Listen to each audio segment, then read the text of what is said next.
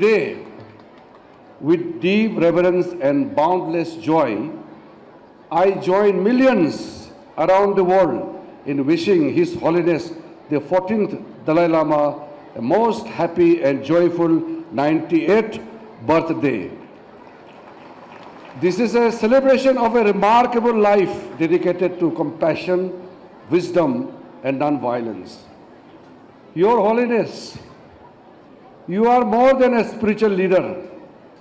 You are a living bridge between ancient wisdom and the modern world. For over 7 decades, you have carried the light of Buddha's teachings with humility and clarity, guiding not only followers of Tibetan Buddhism, but people of all faith and backgrounds towards a more compassionate and ethical way of life. In a world strife with conflict, your message embodied in how you continue to lead your life assume even greater and more urgent significance. It is a matter of pride and honor for India and Indians to have you in our midst. As we mark this milestone, it is important to honor the deep historical relationship between India and Tibet. When the great masters like Santa Rakshita and Padma Sambhava journeyed from India to Tibet in 8th century, they planted the seeds of Dharma that would flourish in Tibetan soil. These teachings, rooted in profound Nalanda tradition, were preserved, practiced, and expanded by generations of Tibetan scholars and yogis. On behalf of people of India and government of India, I bow down at his lotus feet and wish him a very happy birthday and a long life, so that he guides us all and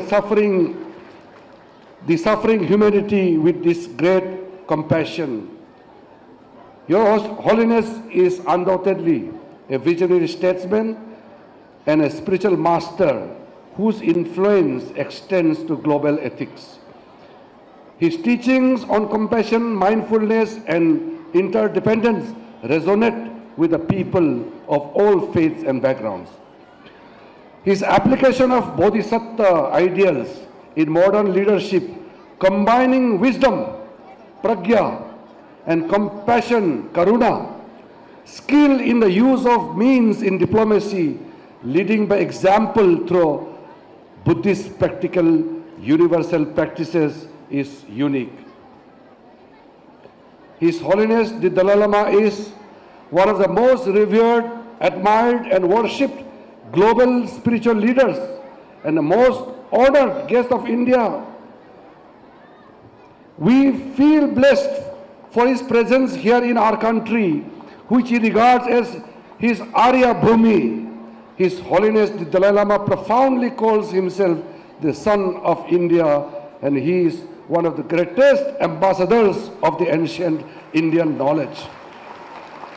He has always held the view that India can make significant contributions towards world peace through inner peace by utilizing ancient Indian knowledge and combining it with modern education. He has time and again reiterated the need for India to revive its ancient knowledge.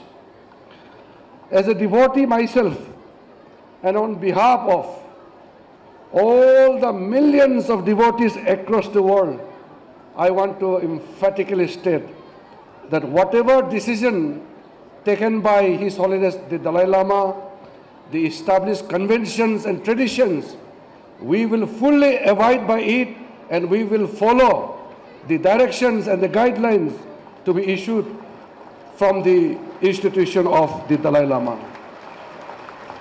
I feel proud and I'm very fortunate to have closely followed His Holiness and his Dharma teachings and the words of wisdom for humanity.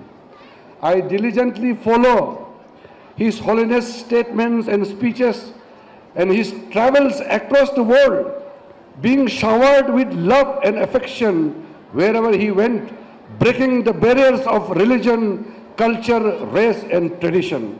I am one of the privileged ones who had the occasion of attending the 80th anniversary of His Holiness' birthday in 2015 here. And now I am totally blessed to return back to Dharamshala to attend the 90th birth anniversary of His Holiness the 14th Dalai Lama. The Tibetan communities in India have been peaceful.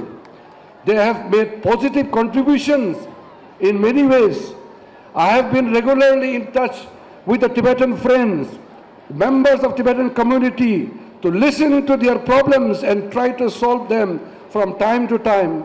I have always held the view that there is need for us to contribute significantly towards the cause of Tibetan people. I have strongly been a strong votary of extending Government of India's welfare schemes to the Tibetan community who have lived peacefully over the decades in India. And I want to reiterate, my office, my house is open for the Tibetan brothers and sisters forever.